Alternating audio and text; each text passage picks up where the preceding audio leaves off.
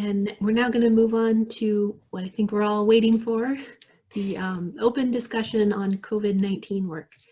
So I'll pass that over to Rebecca to lead this discussion. Yeah, I'm just doing a little introduction for this. Let's see, can everybody hear me? Yes. Okay, good. Thank you all so much for spending the day with us in this virtual meeting. One of the great things about meetings both at the regional level and the national level is the chance for us to talk to each other, our colleagues and our peers, exchange ideas, ask questions, brainstorm. And during these the strange times that we find ourselves in right now, we're all being asked to almost completely re-envision how we do our work, both in terms of how we serve our patrons, how we connect with them, and also how we do our tasks and work together as a staff. So we're hoping that this open discussion session is a chance for us to all brainstorm together, share strategies, talk about problems we're facing. So the logistics of this, they're kind of three moderators that are serving different functions. Marcy is sort of going to be the technical moderator in a way. So she has everybody muted right now for the most part, just because it's hard to have a free-for-all with well over 100 participants. So if you'd like to speak, we're hoping people will use the Zoom function of clicking the raise hand button. So to find that, if you click on the participants symbol at the bottom of your Zoom screen, you should see at the bottom of that a little button to raise your hand. When you do that, the hosts of the meeting, so Marcy and there's a couple other hosts, will see that and they can unmute you and call on names. So we're hoping that that will work. You still do have the capability of unmuting yourself, but Marcy might be doing some muting and unmuting as needed. Terry Simpkins will be monitoring the chat feed. So that's another way to ask questions, and he'll be watching that, and if something needs to be brought forward, he'll speak up. And then I'm only going to jump in if for some reason the conversation lags, which I kind of doubt it will. I might jump in with a prompting question, or if I find that we're like really spending an inordinate amount of time on one topic and we want to try to balance things out, I might jump in and try to move things along. But otherwise, it is an open discussion.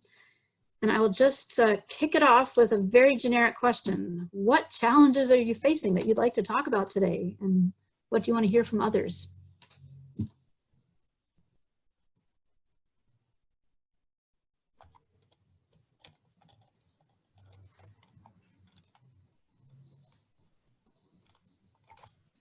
Let's see, Marcy, is Marcy here? So I am here. I'm just going to pipe in. I am not seeing the raise hand function on my end of things. So it may just, if you have something that you want to bring up, maybe just throw it in chat. And then, you know, if there's more than one person trying to chime in, I'll somehow facilitate some turn taking. Should we just try it with people unmuting themselves? Okay, hey Tish, you go first. Apparently she raised hands and I did not see it. So Tish, the floor is yours. Let me, there, now I'm seeing it. Okay. Tish, you are unmuted. Go ahead. Okay. This is sort of jumping into the middle, but so this is sort of I guess what the computer scientists call a cascade failure. I'm the last reference librarian left in my building. In fact, those of you who can see my image over my head, it says get research support here, peace, love, and books, blah, blah, blah. That's because I'm sitting in our research support office. However, we just got a memo from the president that said, you know, due to the fact that the state of Rhode Island is spending money on COVID, and so they're not spending money on us, and so yada, yada, yada, cascade failure. We now owe them $6.5 million. That's with an M. And so the library is probably going to be responsible for several $100,000 of that. Now, you know, and you know what your budget looks like at the end of the fiscal year, right? So we're looking at the prospect of actually having to, you know, cut back all sorts of things, particularly our expensive media stuff. We rely very heavily on streamed media. We don't do much buying of physical media, although we have 5,000 CDs in the building. So folks out there, are any of you seeing this kind of budgets went bad, you're being hit from all sides, this is likely to cascade down in your head in a sea of, you know, merit and crying? Just trying to get a sense of what people are seeing out there, because I have the prospect of having no material next year, and maybe if I cry and bite the president's ankle, I might be able to save one streaming service. So there you go.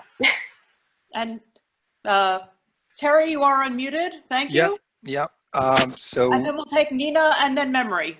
Great. So there's a lot of yeses in the chat. People are experiencing this and being asked what they can give back, and are being asked about what they can expect to give back in FY21. And I also wanted to say, from Middlebury's point of view, we were, like everyone, asked to give back, you know, as much as we could. So we basically gave back all of our binding expenses, all of our professional development expenses, anything like that. Anything that was not directly related to providing remote materials to our suddenly online institution, we've been asked to give back, and we expect that we will be continuing to do that going forward. And then I just want to, in my role as moderator, I want to offer that a couple people have said we haven't been asked to, Carol Lubkowski says, we have not been asked to make specific cuts, but I have given some thought to what I can let go. So being ready when the inevitable request comes, and I think that's a good idea. Aaron Battelle mentions, oh, nope, I think that was related to the other presentation. So my mistake. So I will mute myself and turn it over to you again, Marcy. Okay. Nina, you're up. Yeah, so it's amazing how quickly it all went from, how do we do this, to, now what? So the MIT libraries made a decision that our top priority was getting digital content to get our faculty through this semester. And we've done a good job on that. We've jumped on all these offers from publishers. I'm sure lots of us have. I'm now thinking it's going to be pretty hard to make that content go away when it's no longer free. I'm sure that's part of why our colleagues in the publishing realm made those offers. And at the same time, our faculty are already beginning to talk about maybe this is going to be it for the fall semester.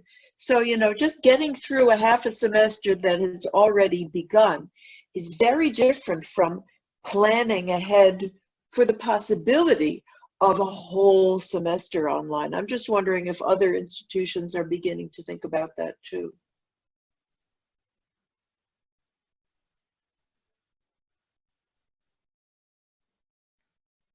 I'll give people a moment to think about that. You might want to type something, and Memory, you are up next.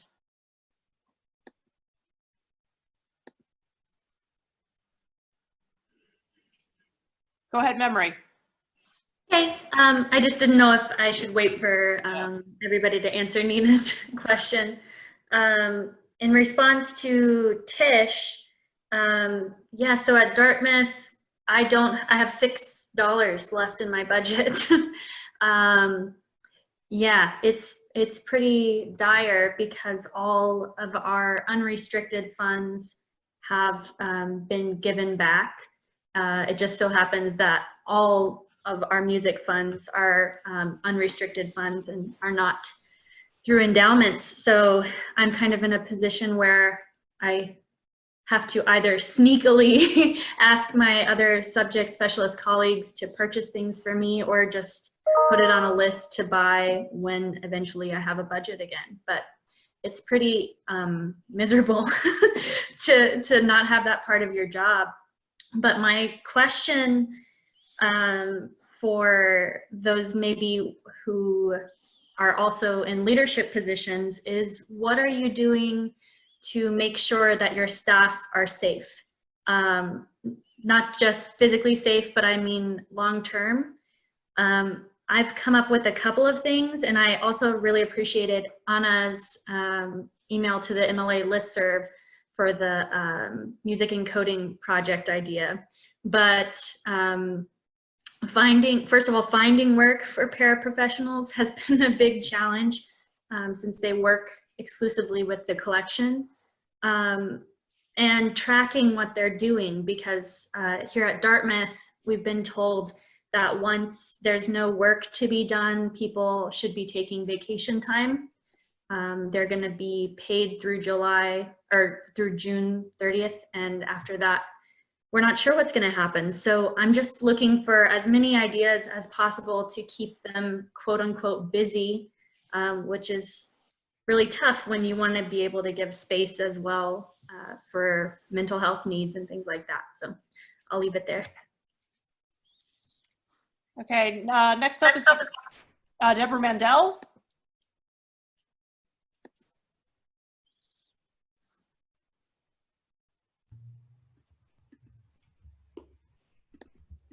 Myself, okay. I just unmuted myself. Oh. So I'm not always good about reading what I'm supposed to be doing.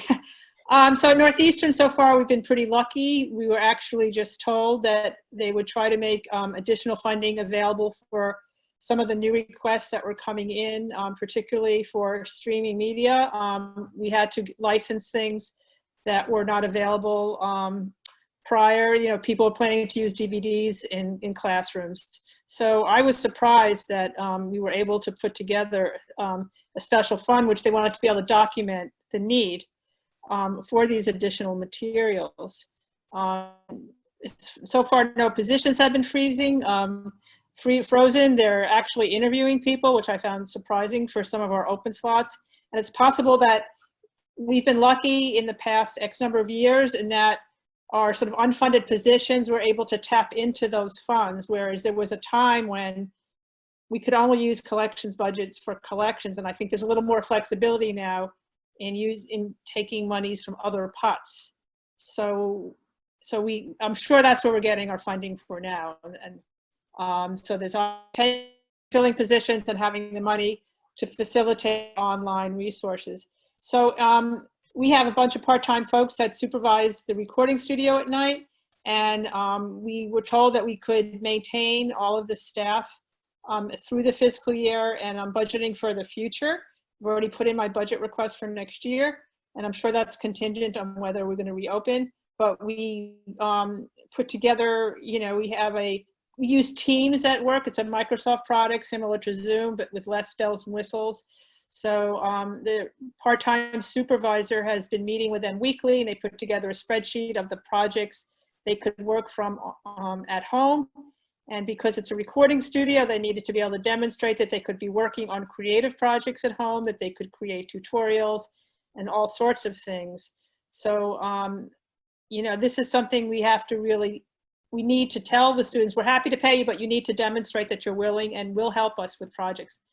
So that's, you know, that's happening. And then the last week of April, we're going to have an online presentation for the administration and all of the library staff. And we're hoping we can demonstrate some of the projects we've been working on during this time, which will be creative projects that the students have actually made. But it's hard to keep everybody motivated during this time. I will say regular check-ins and talking about personal stuff I found to be very, very important. You know, to keep everybody motivated and you know, as anxiety-free as possible, and to fill them in with whatever information I'm getting. Like I was told the other day, sort of unofficially, but officially, that don't expect us to be back in the library until August. So even be able to share that off-the-record information with my staff, I think helps them to think, okay, so we won't be back in June. You know, so keeping them up to date as much as possible has been very important. Next up, Chris Schiff, you have been unmuted. Hey, thank you for unmuting me. So one of the issues that I'm seeing is that I know that someone mentioned that, you know, it's going to be hard to dial back the online resources. I have the opposite problem, because Because we're a resident college, I have stayed away from getting a lot of the video resources. I'm also the video librarian at Bates. And so I've stayed away from getting a lot of the online resources, but what I'm seeing is the level of flexibility that we can provide with some of the streaming deals that I've gotten. And, you know, I think that at the very least, I'm going to have to use the opportunity to demonstrate that we could have been much more prepared for this. We would not have had to go into emergency mode if we had had a little bit more streaming available. And then in addition to that, that going forward, we need to think about allocating our resources a little bit more equitably. That there are some departments that get fully funded no matter what they request, and then some other departments that do not. And because I'm the video librarian, I support the whole campus. And so that's one of the things that I see going forward, is that even if we do go back in September, and that's not at all clear, but even if we are on campus in September, I am more than willing to go to bat for some of these genies that we've let out of the bottle for the emergency. It is going to make the campus a better place, period. And so I'm just trying to look at the positive sides of things.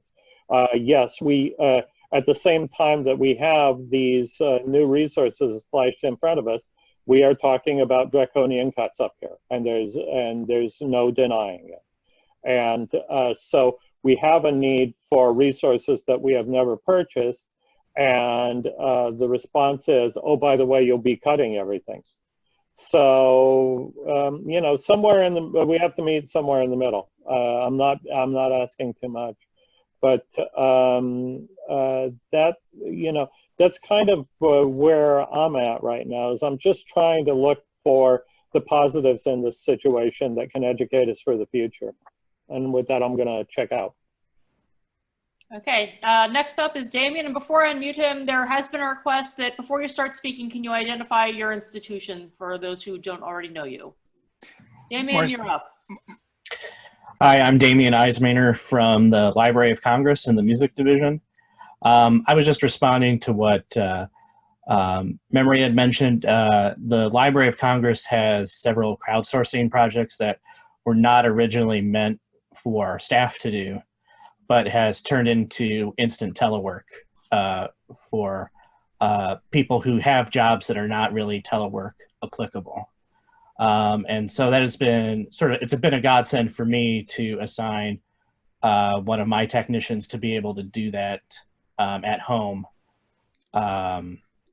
just so that they have something to do. And it's adding value to the library's collections, because we're getting you know, transcriptions of documents that can't be OCR'd. But, you know, I realize that not everybody has the same infrastructure that the Library of Congress does, but, you know, to think about projects for the future, maybe there's a way to get more crowdsourcing done that staff can do. Thanks. Next up, Paul. Sorry, trying to unmute you. I'm unmuted. Hi, so I'm from the Brockton Public Library. Some of my situations are probably more unique than to public libraries, but I wanted to respond to Memory about some of the things I'm doing to keep my staff safe and mentally and physically. The first thing we did was, as this was happening, the mayor gathered together all of our cleaning staffs from the city, and each and every public building was deep cleaned and then promptly shut down so that they were, you know, the cleaning happened and nobody went back in. We have a 47,000 square foot library, or main library, with 3 floors. So what I'm going to do after this pandemic crests in Massachusetts is I'm going to establish skeleton crews and keep the population to under 10 people, and then make sure that the floors are equally, the people are distributed maybe 3 to a floor or something like that, so we can then do work and stay socially safe. Well, we've been doing all along virtual check-in meetings, so I've broken up my staff into departments. I have like adult services, cataloging, circulation services, and we have check-in meetings, and they've really become less about what work we're doing. We're kind of doing that on Google Docs, but we kind of just check in and find out what we've been listening to and what we've been reading, and you know, and the mayor has been coming on every week, at least once a week, and doing story times for the kids, and we do those live stream them on Facebook, and we're getting, you know, I'm putting together poetry programs with our local community access channel. We're posting those on our site as well. And I think that I'm trying to read my handwriting. Yeah, I think I covered most of what I wanted to mention. And then the staff is also on a professional level. And Zoe has been really helpful in getting this organized. Lists of professional development things that are out there that we can do. And so a lot of virtual professional development is happening. And then what I'm doing is I have some staff that are not wired at all. They have no internet at home, and they have no desire for it. And so I've been bringing them to the library twice a week. One of the women rides a bus, so I actually pick her up, and we go down, and we sat with one per floor. There's 3 of us, one per floor, and we stay there for a few hours so that they can work and feel like they're participating and being functioning and being part of the library ecosystem.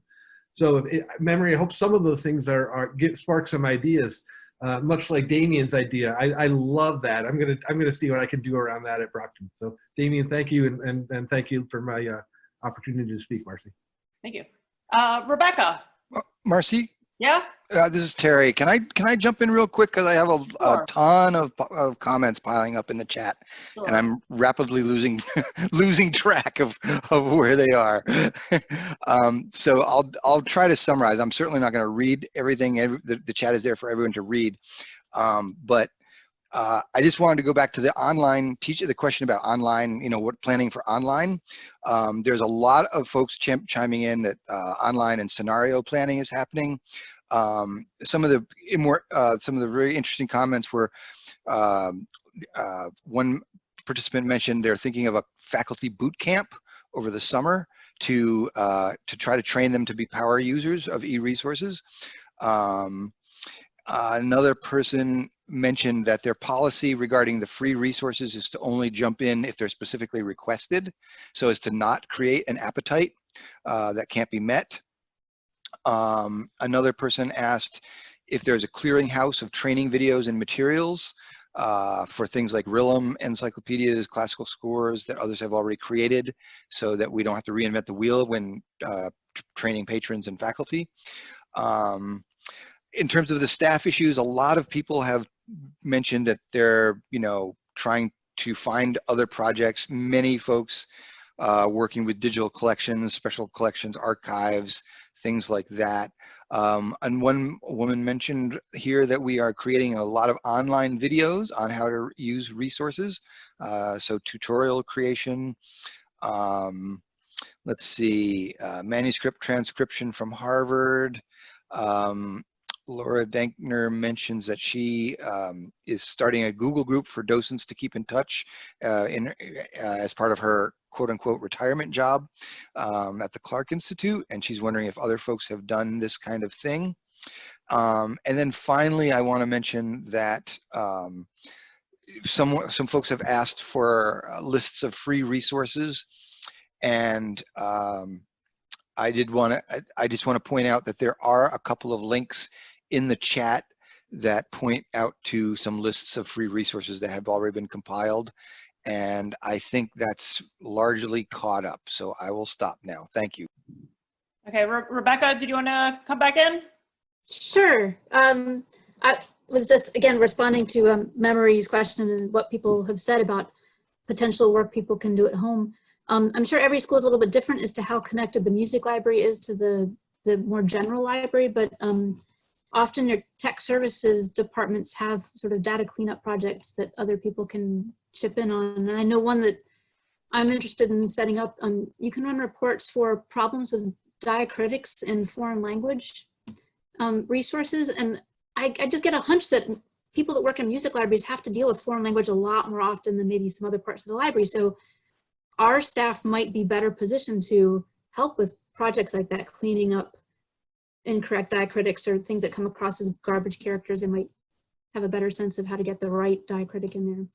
So if you can reach out to the general library, specifically tech services or digital projects, to see if there are projects that you can help with. Okay, next up, Annika, yes? Sure, hey there. So I just wanted to say a little bit about kind of rethinking our collection development strategies during this time. And as most of you have noted that there are institutional budget cuts already being identified at your institutions, and I'm at Tufts University, excuse me. We have been, hearing similar things, but we have not yet received any final, figures or anything of that nature. So we're kind of just at the beginning stages of thinking about what we might do for the next coming fiscal year. And some creative approaches that we've already come up with include things such as, thinking about our own primary source materials that may not have been digitized yet, and how could we reformat those collections, so digitize them, scan them, and make them available to our patrons or fully open access, rather than pay a vendor who will repackage that content, right? So we would be, creating our own content that we already own, making that into things like transcription or crowdsourcing projects, which some of you have also mentioned, preparing for online learning in the fall if we don't go back or if we have some kind of hybrid instruction. So partnering with faculty and students in order to identify key resources that are already in our collections. So if you have scores that you can't purchase electronically or find online through some platform, you have these scores in your collection, digitize them, scan them, and our staff, if we can come in, during the summer at some point and have potentially like even staggered staffing for a duration of time, we can take that time to scan these materials and then make them available to support our courses, our lessons, and our performances in our departments. Another idea is just thinking about how can we partner with our faculty to create open educational resources rather than having them rely on either textbooks or other content that we would have to purchase online.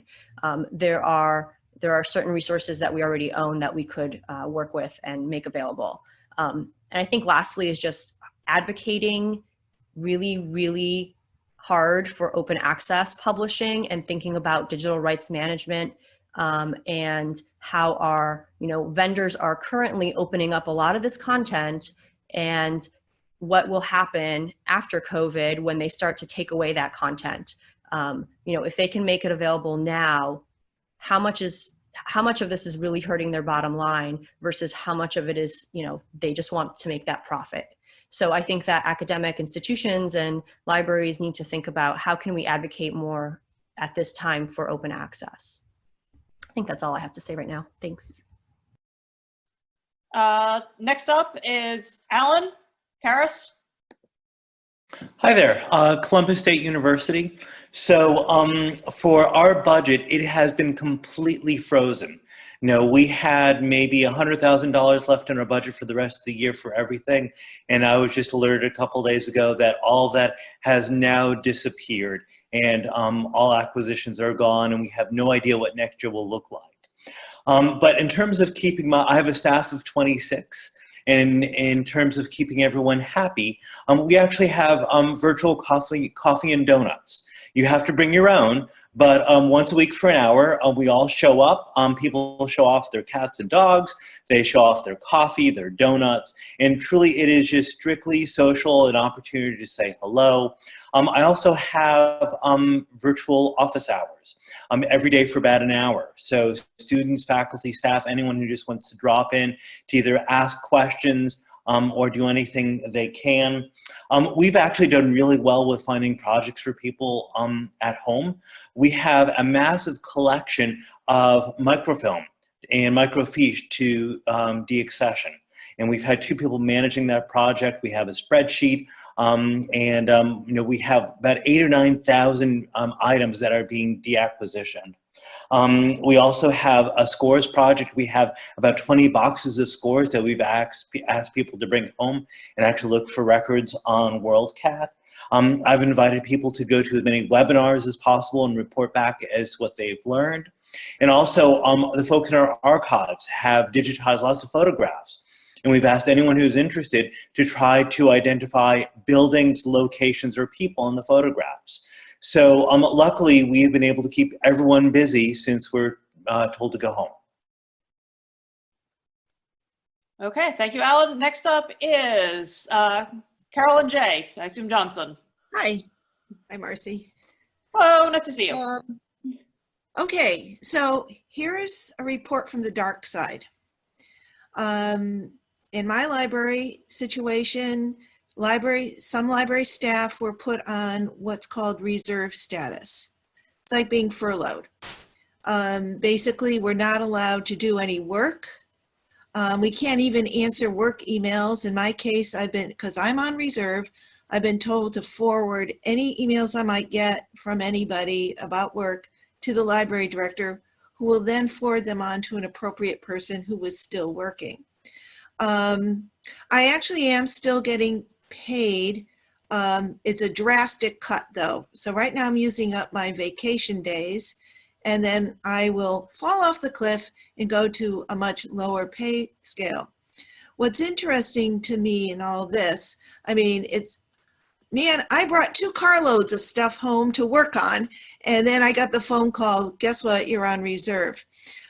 So it's sitting in my living room, and I walk by and I look at it all sometimes, but it was not deemed central to, or wasn't deemed essential to the current operation of the college.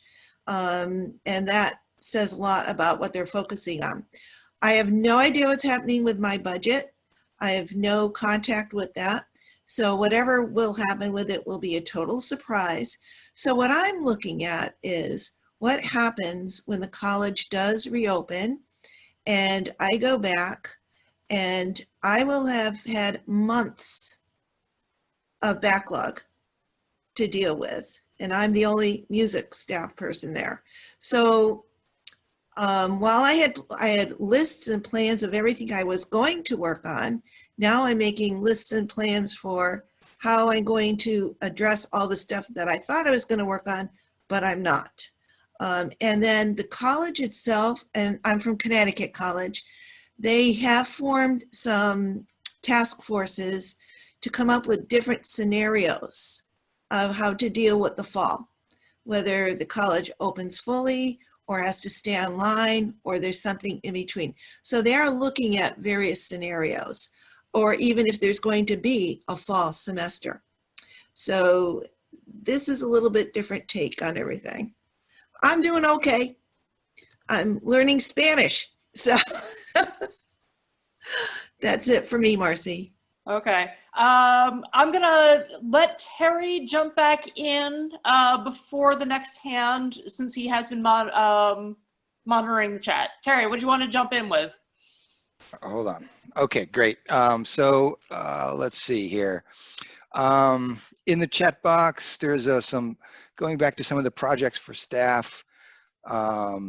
There was a bit of chatter way back on editing Wikipedia and also Wikidata, and some brief comments about Wikidata and NACO, some sort of connection there. I'm sorry, I missed that specifically, but I know that that was mentioned. Let's see.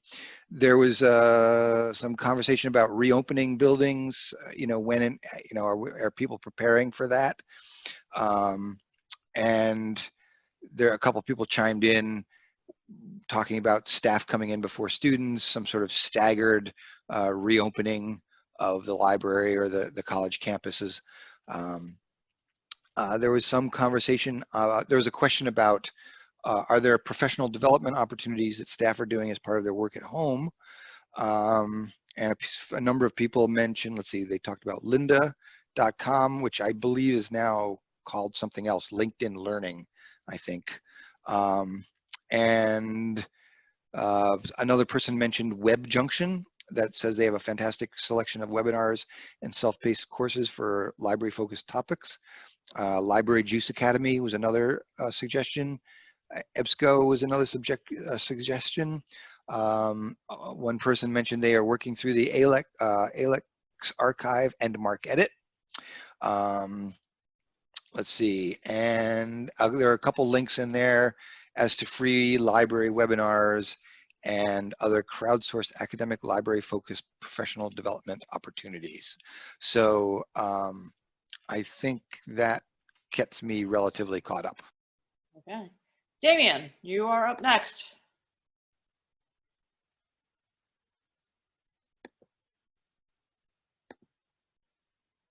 There we go. I was just following up on what Alan was saying. I find myself trying to have more one-on-one meetings with my staff just to continuously check in. And it's really more, yeah, it's to get up to date on what you've been working on, what's going on. But for me, it's more a wellness check, you know, just to see how people are holding up. And, you know, just reminding them, especially, I think this week has been hard for a number of my staff. I think the realization is setting in that this is, we're in this for the long haul, and we're not, there's getting back to normal is going to take a while, whatever normal is going to be. And so just really encouraging people to, you know, take the time that they need, and that, you know, right now work is not the most important thing in the world. There's people's health, their family's health, their loved ones' health, and they just, you know, take care of that. And you know, share some good news. The library has been extremely flexible in saying, yes, you still need to work a full 80 hours a week, but you know, you can arrange it to help out with this crisis. So, you know, work on weekends is available. And, you know, if you need to take off, you know, 2 hours in the middle of the day just because you want to walk around when it's sunny out, you can do that as long as you are able to make up that time. So, you know, just trying to fit in, you know, making everyone feel that we're in this together and you are not chained to your desk having to do work. Just one more thing. Some of my people were sent home. In order to access library resources, you have to have a library issued laptop. Because of the suddenness of the telework change, several of my people didn't have library issued computers. We've come up with workarounds by using the Connection client or OCLC Connection web browser just to make records and save them in a batch file so that they can be loaded later on. Just so that people have, so we're coming up with creative ways to, if you can't have access to your ILS at home, well, here's a way that maybe you can, you know, make stuff that can go into your ILS to be loaded at a later time or by someone who can load it. So thanks. Next up, Rebecca Littman. So New York Public Library is a little bit more like Paul's ship in Brockton because we're a public library. But we have, you know, 92 branches. So there's no plan in place yet for moving back in. And I don't know exactly what the branches are doing because I'm at one of the research libraries. But our staff are pretty much doing, one person is learning archive space so that he can do finding aids. And he used one of our collections that has a really terrible finding aid. And actually, and it's going to be very popular. It's the Pauline Oliveris collection is going to have a really great finding aid when he's done. And so we're finding things of that kind. Also, if you have Naxos, creating playlists, targeted playlists to your community. We're starting to do that now. We were supposed to have a big display of climate and the arts. It was across all of the divisions. And so they're converting a lot of that to an online exhibition for Earth Day, which is the 50th anniversary is coming up. Then we've created a playlist with a bunch of the music that was referred to in the original display. So we're sort of trying to do a combination of the stuff that we were doing already, but shifting it, and then also things that we hadn't done. Person who's now working in archive spaces had no experience with it. He took it upon himself to figure out how to do it. We also are meeting weekly now, the whole division. We used to meet once a month anyway. We're discovering we like it. So once we're back in the building, we'll probably go back to either a weekly or a bi-weekly meeting. And then I'm trying really hard to keep in touch with my staff. I have 6 people who report to me, and there are varying levels of tech at home. One didn't realize that he could get a laptop until it was too late. So he's trying to work on his phone because he doesn't have a computer at home. And that's getting old, and we're still trying to figure out a way to get equipment for him. So there's all these little things, and I just keep trying to send out a note saying, hey, how you doing? What's going on? And we're starting to meet more often, just one-on-one too, because it makes a difference. My big thing is I find I'm so used to, if I'm in my office, during the day, I have an hour on the desk, I have a meeting to go to, somebody sticks their head in and breaks my concentration a little bit, so my brain lets go a little bit. But when you're sitting at home working, I find myself at the end of the day much more tired, because my brain has been in this constant work mode for 6 or 7 hours. Whereas if I were in my office, I would have been interrupted at least 3 or 4 or 5 or 6 times in that time slot. So I lay down on the couch and watch really shitty Hallmark movies every night because my brain just can't take anything else. So I think it's a combination, taking care of yourself. On the lunch break, I went and stood outside in the sun by the tulips. Just sort of those little things to make sure, and encouraging your staff to do that too. You can go out, if you just stand outside your building. I live in an apartment building, so I don't have a yard to go to. Just go out and stand in front of the building and soak up some sun for a few minutes and then come back in again, and it makes a big difference. Anyway, just sort of stream of consciousness thoughts about things that are going on. I did note in the chat, the mayor just put out his executive budget, because of course city budgets are coming up now. No cut to New York Public Library's funding right now, but we are not a city division. Unlike Brockton, we are a nonprofit organization, self-contained. We get money from the city, but we are not a city division. So our budget is not quite as contingent, but it does mean donations and the fundraising side of things that is largely on hold. That's where we're gonna see the problem. Not so much right now, where the way academic libraries are. Ours is going to be a little bit further down the line when we see how much money didn't come in as a result of lack of ability to do fundraising stuff. So, okay.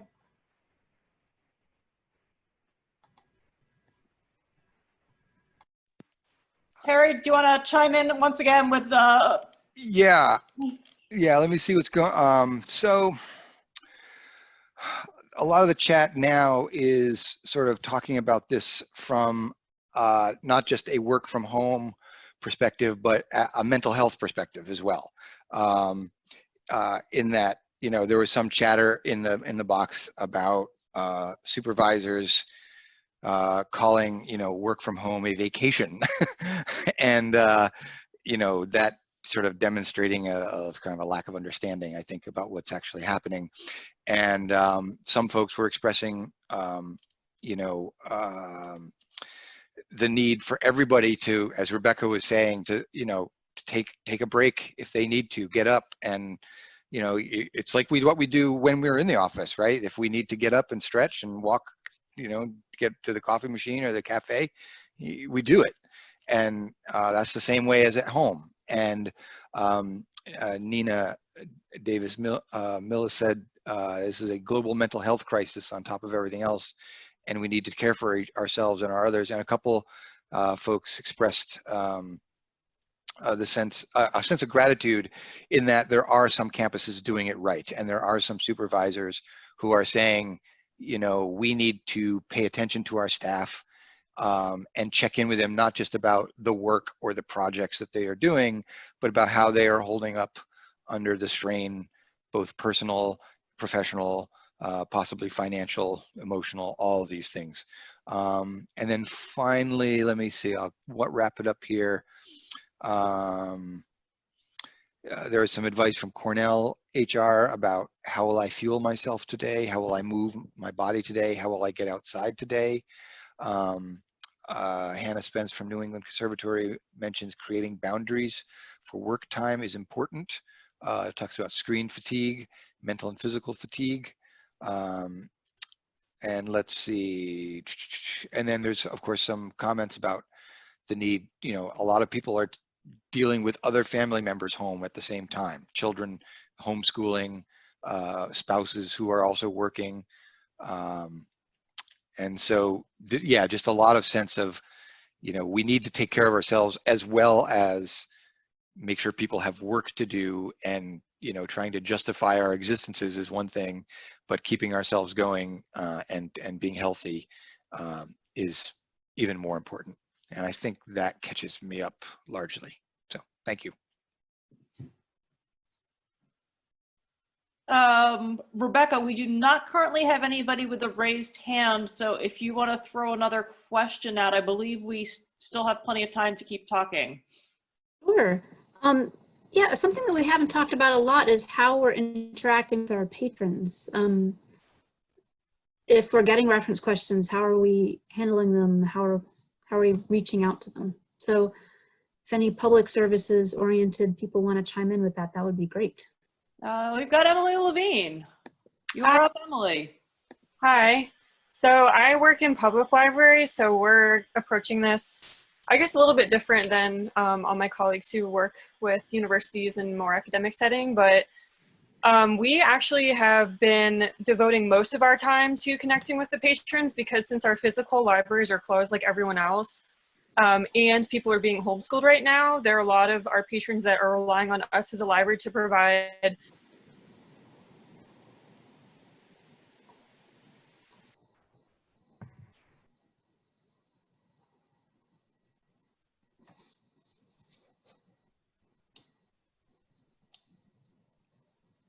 Hey, Emily, your audio is not coming through. Oh, wait, there you are. Go ahead. Can you hear me? Yes, now we can hear you. Yeah, so majority of our efforts have actually shifted away from collection development and into connecting with people virtually, just because since we are a public library, it's paramount right now that we're not only putting out accurate information for our patrons who enjoy the library when we're open, but also providing engaging programming.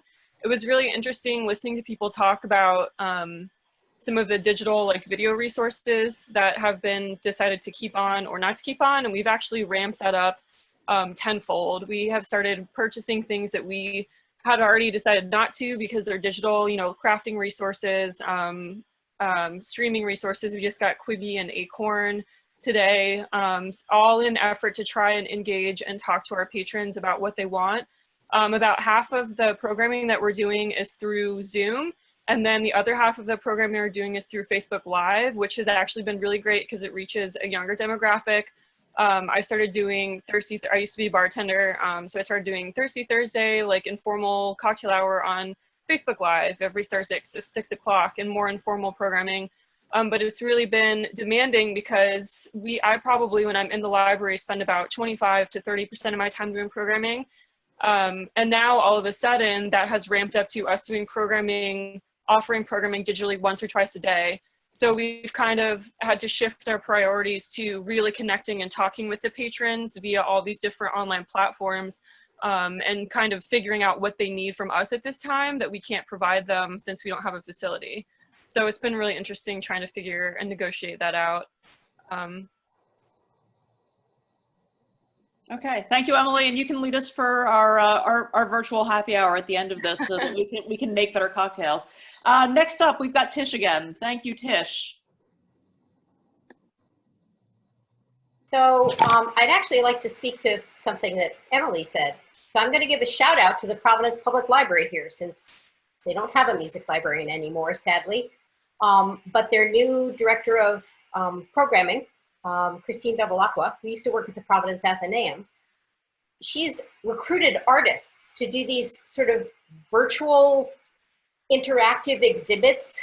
They're not really exhibits. They're, the artist sends out a prompt to people. You can sign up for them. You can choose the artist of your choice. You can choose multiple artists of your choice. They send you these prompts and you react to them, and then they bring people together for group meetings to react to the things that they've heard or seen or written about or drawn about over the last, I don't know how many days, usually a week. I signed up for Micah Salkind. He's a sound designer. He's also the arts administrator for the city of Providence.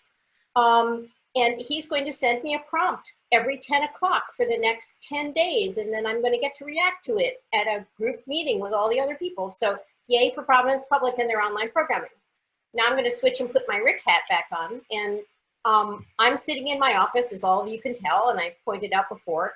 My ear and this eye are watching my other computer, which has our chat, our email, our text service, our Facebook Messenger, all running on it. And our chat stats have gone through the roof. I have people who continue to send things into our chat service, even when we're closed, and they get this nasty little message that we've tinkered with that basically says, sorry, we're actually, you know, it's 3 a.m. and we're sleeping. I can answer this right now. But we do pick up, in many cases, if they've used their actual RIC logon to communicate with us, we can get back to them. Fine, we see you tried to get into chat and you couldn't, so what's up? We're just, we have work up the kazoo, frankly, and my ability to get my keister out of this seat at any one point is compromised by the fact that that chime keeps going off and the screen keeps giving me notifications. And, you know, we actually monitor this until 10 p.m. at night, so Monday through Thursday. And we're, students are really out there, faculty too, and I'm, in a sense, astonished at the amount of material they want from us that are materials they cannot get online. They're not openly available online. They're not available in anything that we subscribe to. And we're not shy about picking up the phone and calling down to URI and saying, yo, this has to be too fast for interlibrary loan and we want it now. So there you go. It's, we're brokering stuff for people 10 hours a day. So that's what we're doing. Rebecca Lippman, you are up again. Did that unmute me? Yes. Yeah. Yeah, that's so. The music division's reference is not, other than being face-to-face, is an email account, or actually 3 email accounts for different parts of it. And so there's one person responsible for each of those, and they have been seeing relatively slow traffic. I think that as this looks more long haul, our users are going to start coming at us and asking for more help. We've been using social media, Facebook, Twitter, Instagram, to try and get out the fact that there's so much more available for them now, because we didn't used to have Realm remotely, and now we do. We didn't used to have a lot of things remotely that we've made available. And in fact, they're now available to anybody in the state of New York. We use Simply E, and anybody that has an address in the state of New York can get a New York Public Library card that will give them access to our remote resources. And so sort of what Anna was talking about, how we maintain this going on and getting the vendors to admit that they've been gouging us all these years, so that we can keep some of these things. That's a question for another day, I suspect. But I don't know what's happening at Central Ask a Librarian or Ask NYPL, but they are just now starting to make chat available to those of us at other, because it's all centralized here at an Ask NYPL office. And so now they're starting to offer those of us at branches and at the other divisions access to that process. And I'm going to go through training next week to find out. So I may have some more news for you then. But right now it's just repeatedly pushing out the information about the sources that we have that are available. And I also just discovered yesterday that our interlibrary loan office is actually still doing article delivery, albeit slower, from institutions like Tish's that are still open, or that have a skeleton crew in. So I'm still trying to figure out how to advertise that without slamming the one person in that department who has a VPN connected laptop at home. But it's important to know that they can actually still get stuff if we don't have access to it electronically. So it's a real balancing act to not slam people and still make things available for them. So easy. Okay, next up is Phil Vandermeer. You have been unmuted. Hey, everybody from the South. Thanks for letting us show up to your meeting today. We're at the end of the semester, obviously. We haven't done a whole lot of instruction. I'm just wondering if anybody who does library instruction on a campus has any particularly great stories to tell about methodologies. Liz, before I unmute you, I saw that you had put something in the chat. I also wanted to mention something myself that I have done. Liz mentioned using breakout rooms. I am in a particularly fortunate situation. I work with Holly Makovic and I also work with Patrick Quinn. So when we met with a class last week, God knows when it was at this point, we got hosting duties on the Zoom meeting for the class. We broke the class into breakout rooms. Each of us went into one, and we asked the students in our small rooms to talk about their prospective research topics and solicit their classmates for ideas on how they might research it, like, what keywords might you use, what databases might you use, and then do a bit of a demo, because normally if we had a class in the library, at that point, we would be walking around and talking to the students one-on-one. So this was the closest way that we could replicate that. Another bit of advice that I got, possibly from a friend of mine who had started up a distance archives master's program, was you can't just throw out questions and wait for somebody to answer, because in a face-to-face setting, they would all kind of like look at each other and like, I don't know, am I gonna say anything? Are you gonna say anything? So it works better to just like look at the class roster and call out a random name and acknowledge beforehand that this may be awkward, but that's why you're not just waiting for somebody to raise their hand. Okay, Liz, it is now your turn.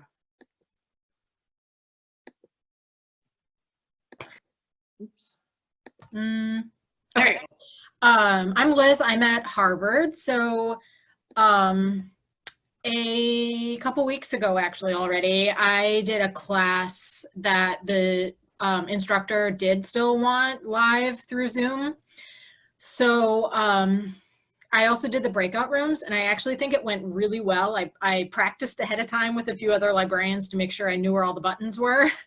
And what I did was created a Google Doc that linked out to a document for each breakout room, and then put them in pairs once we were in the room.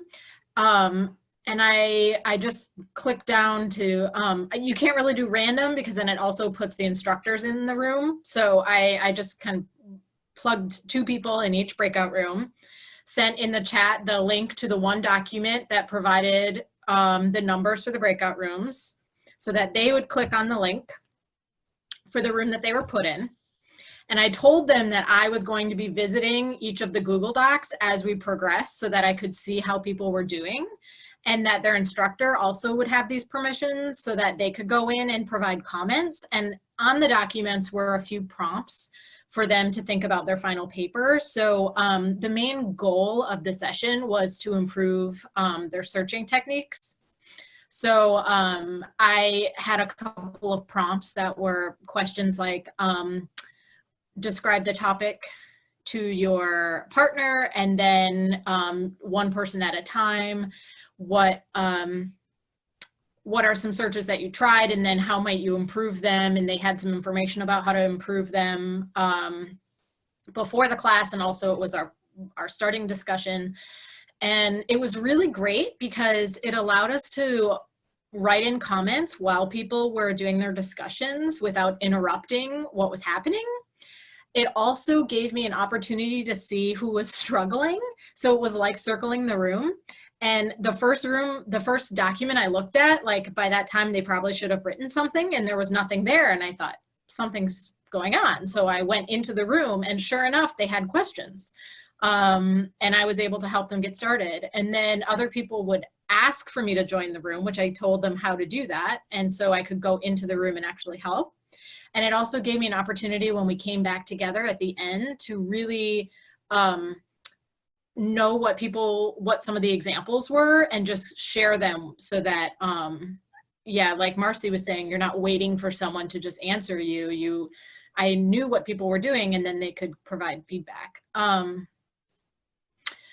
I also, and I recommend this if anyone has to do this, is have another librarian in the room, even if you wouldn't have necessarily, because then you have someone who can watch chat or handle technical issues so that you can just concentrate on the instruction part. And it also means that that person can sit in the waiting area in case people show up late, which did happen, and then they could put them in a room or whatever so that they aren't there alone and wonder where everybody is. But I thought it went really well with the rooms because then they only worked with one other person for about 20 to 25 minutes. Okay, so Holly was asking how long was that class? Normally when it was in person, it would have been an hour and a half, and they've reduced all the classes for this XPOS class to an hour since they went on Zoom. So I took the whole hour, and I had actually thought the partner aspect of it would be 15, 20 minutes, but it was going so well, I let it go longer, and I'm really glad I did, because when we came together,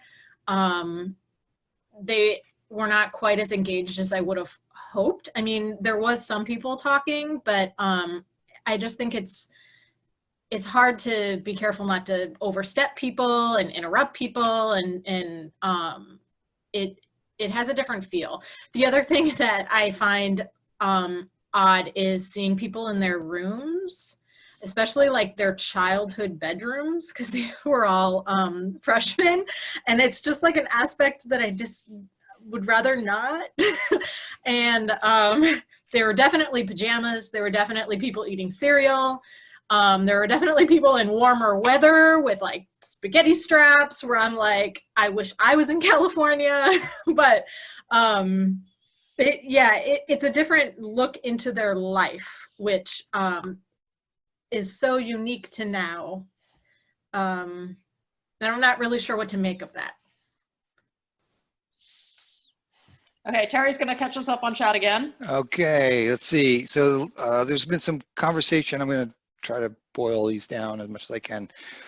Some conversation around caring for staff again.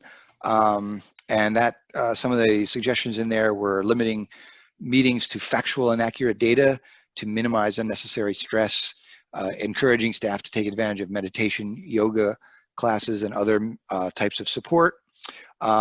Sebastian Wilkie gave a link to the pressure, a piece regarding the pressure of staff working from home with a child and advice for managers on how to support those staff.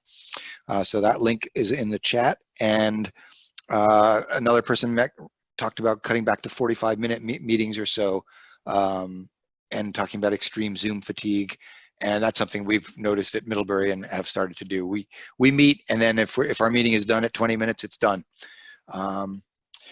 Let's see, there was then a question about the reference services, which other people have been talking about. A lot of the usual suspects: chat, email, Zoom, WebEx, FaceTime, Google Hangouts, LibChat. One person mentioned they were creating some podcasts, presumably, I think, as tutorial type things.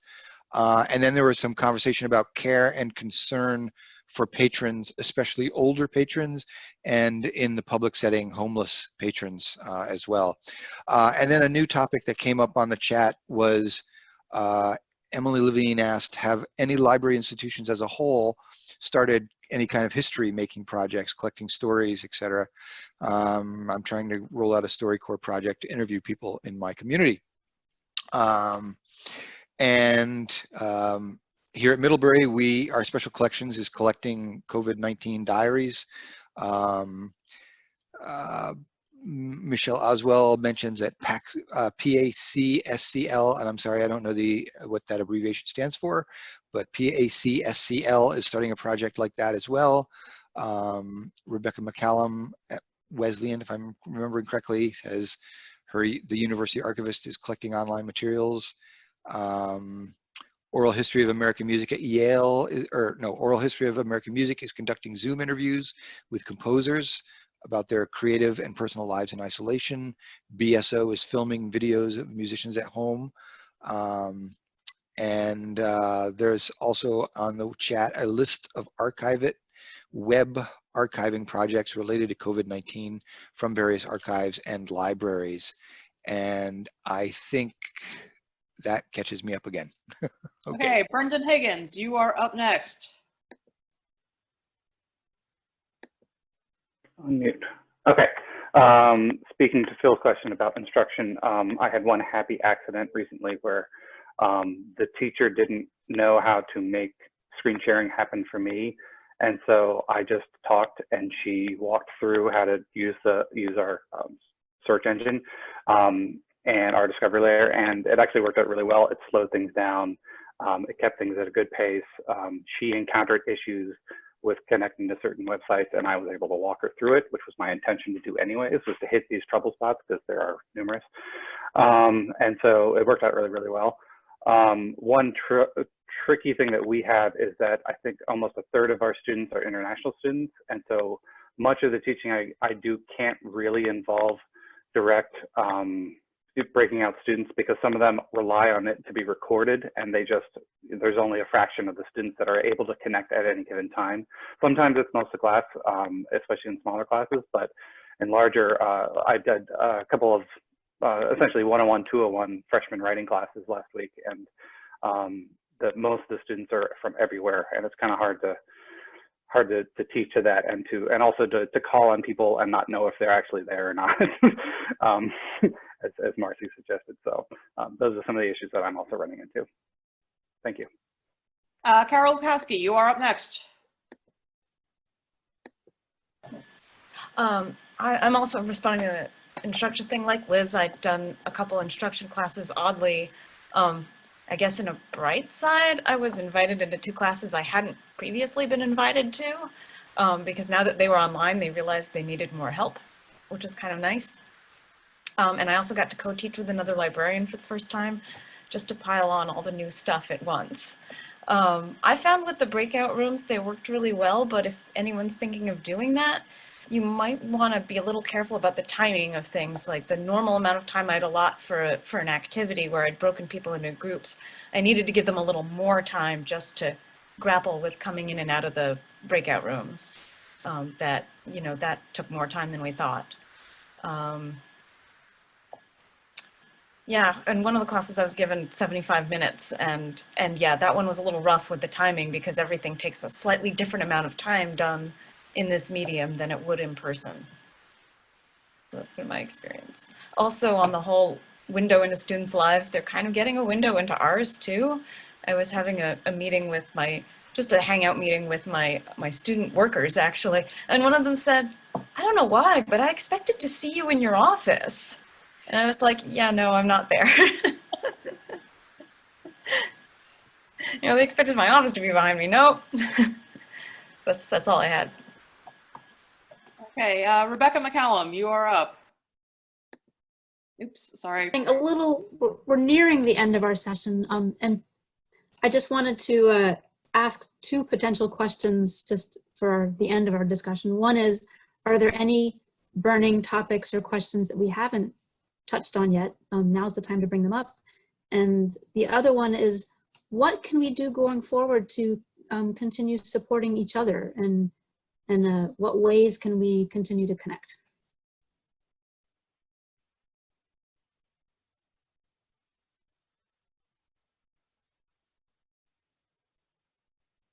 Terry, you want to read some of the stuff that's coming up on chat?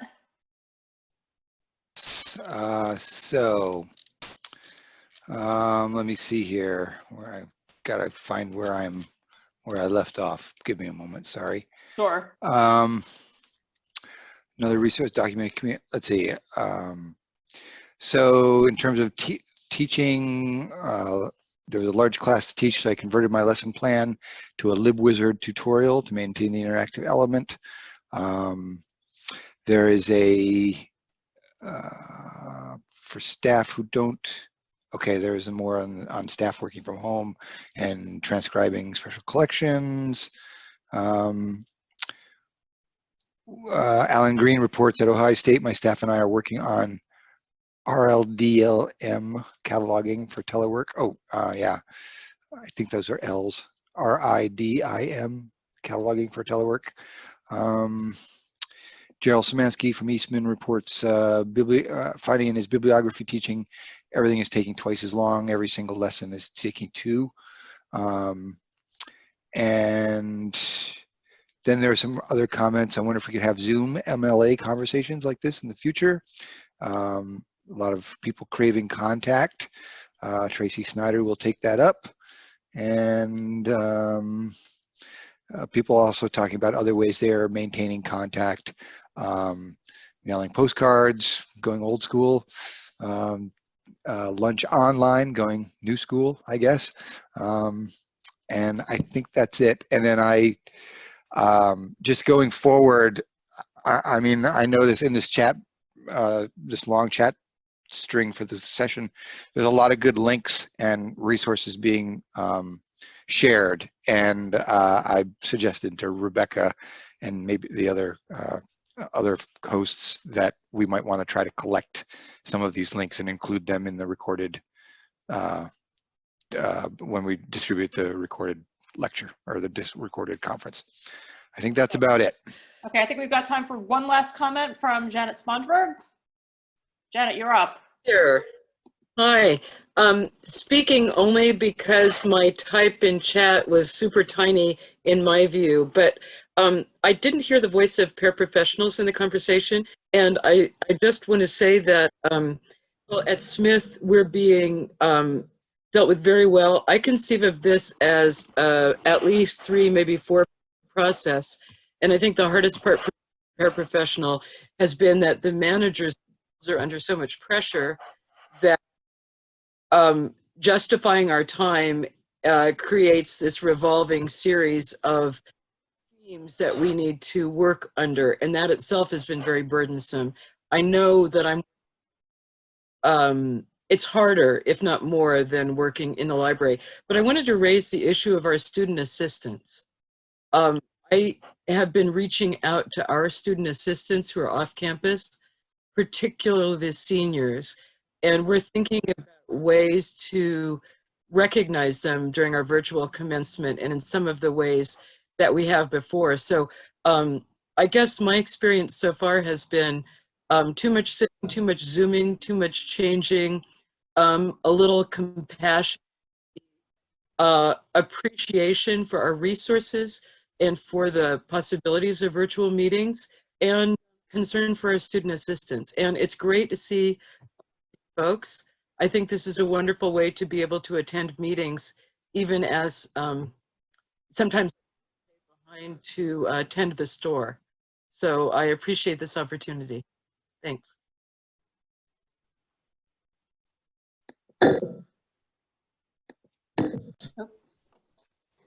Rebecca and Tara, I was going to unmute you in case you want to do any final wrap up before we move on to maybe take like a 5-minute break in case anybody needs a bathroom and come back for Bridget. I wanted to, one thing I wanted to do was the RIDIM database thing that I garbled in my previous attempt to mention that. Alan reports in, it's the, presume the French, I'm sure, but it's International Database of Musical Images in Works of Art. And the address for that is db.ridim.org. So thank you, Alan, for straightening that out for me. Rebecca Littman mentioned she's been collecting the links and opening them in a browser, which would be terrific. And that's it. I think people have enjoyed and appreciated this little bit of a session. Yeah, thank you everybody for attending, sharing your comments and thoughts. And I think we can save a version of the chat because there's a lot of good information from that. So we'll figure out a way to share that. And I hope there are more sessions like this in the future and some subsets or at the MLA level. So we'll see what develops. Thank you all.